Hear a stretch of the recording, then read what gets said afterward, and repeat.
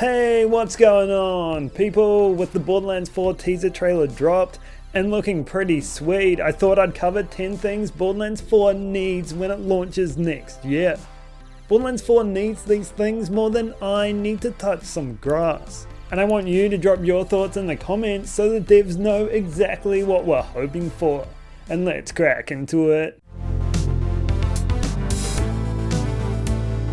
First up, Borderlands 4 needs to be well balanced at launch. Nothing throws people off a game quite like early nerfs. When your build gets absolutely obliterated by a patch, or that gun you spent hours farming for becomes a shell of its former self, well, that kinda sucks. It's not just gear performance, but drop rates too. If an enemy's dropping a lot of loot one day and then a patch comes along and suddenly they're not dropping anything, players will be wondering why, and you can understand how they would get thrown off by that. So drop rates are something they really need to get right at launch, and that's a part of good balancing. Nerfs and buffs for that matter are a necessity for the long-term survival of a game, but if we could have some stability at launch, some reassurance that our builds won't be dramatically altered at a moment's notice, then I'm sure a lot of players would be much happier. Borderlands 3 saw a lot of early nerfs, and I know it threw some people off the game. So Borderlands 4 needs to right those wrongs and have its balancing sorted when it releases.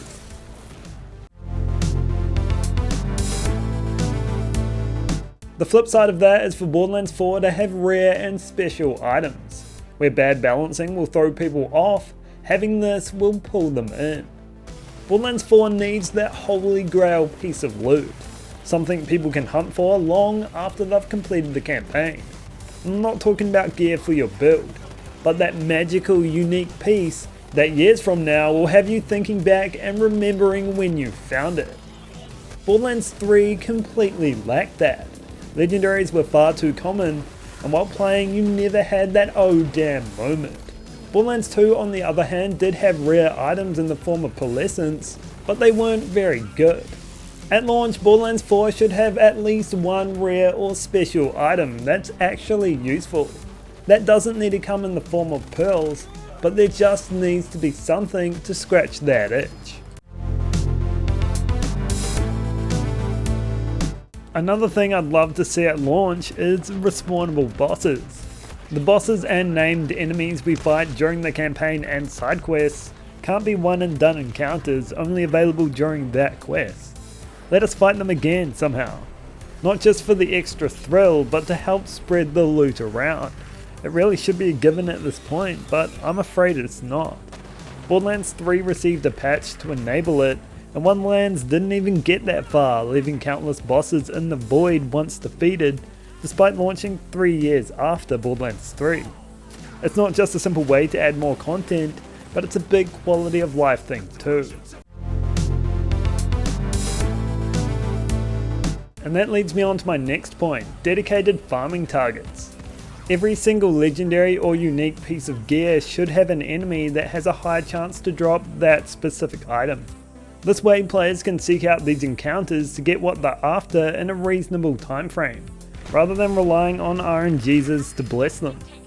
Again, this should be a gimme, but we're yet to see a game launch with a farming system that properly rewards players for their time.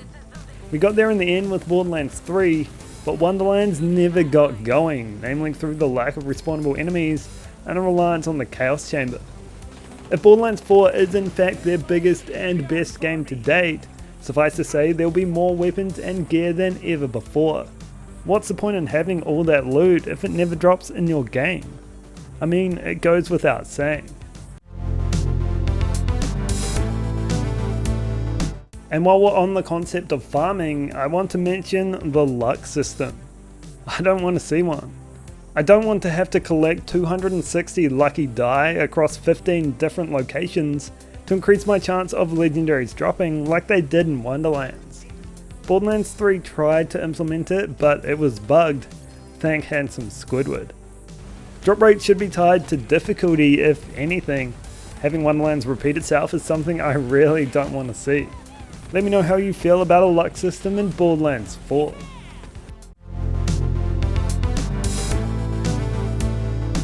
Moving on to improve online co-op. Other than improving the shift servers, which are kinda trash, I'm not gonna lie, playing with other players could be done a lot better. Now, even though Borderlands has always been a co-op game, I've never really felt that. Maybe because my friends are all imaginary, but with that imagination, I can imagine how it can be done a whole lot better. Have you ever tried farming a boss with your friends and want to do it again, but every time you save and quit to respawn the boss, the lobby disbands and you have to invite them again? That is so 2009. I can't believe in this day and age that is still something we have to deal with. We shouldn't need to suffer through that in Borderlands 4. At the very least, the party session should exist outside the game session so that doesn't happen. When I'm playing Helldivers 2, the squad doesn't disband after a mission. That's just not how it works. I think we would all like to see them implement a feature where the current area can be refreshed. Let me activate a waypoint to respawn the boss I've just killed or the enemies I've encountered. It's like lighting a bonfire or resting at a grace in a Souls game. Your party is still with you and you can fight the enemies again. No more load times, you can get back to it straight away. It would be a massive improvement on what we currently have to deal with.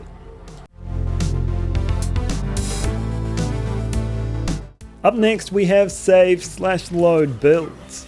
Ever wanted to switch up your playstyle and dive into your spellcaster flak build, but you're not quite sure where you spent the skill points last time, or what class mod worked best? Well, why not give us a way to save our builds and load them whenever we want? The depth of builds in Borderlands 3 is huge, and I expect the same if not more in Borderlands 4.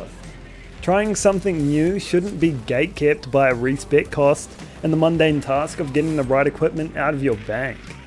Imagine if you could save your skill points and your current inventory with equipped items and simply select that from a menu and instantly have everything ready to go. It would remove the barrier to experimentation and help so much. It may not be a necessity at launch, but I want it in the roadmap.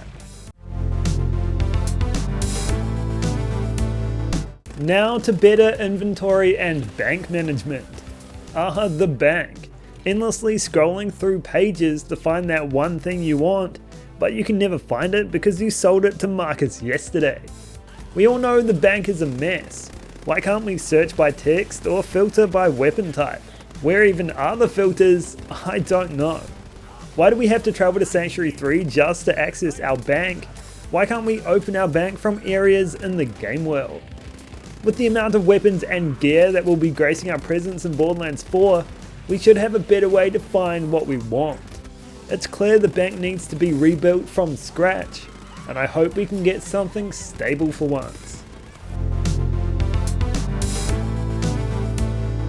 The last thing Borderlands 4 needs at launch is a proper endgame. This is the most important thing for a looter shooter like Borderlands 4. The endgame is where it all starts. It is the beginning at the end. If the endgame is dead, then so is the game. I'm sure Gearbox have thought long and hard about this more than I have, so I'm not going to try to beat their ideas with specifics, but the simple fact remains, at launch the solid foundation for the endgame must be laid.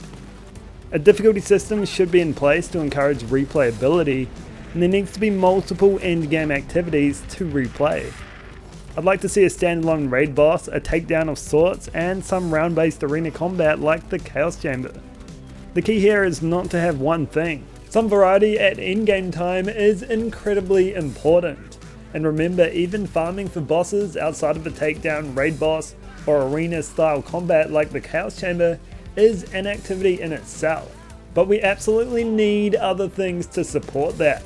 And that'll go a long way to making or breaking Borderlands 4 when it launches in 2025. So that's my thoughts. Let me know in the comments what you think Borderlands 4 needs at launch, and I'll catch you in the next one.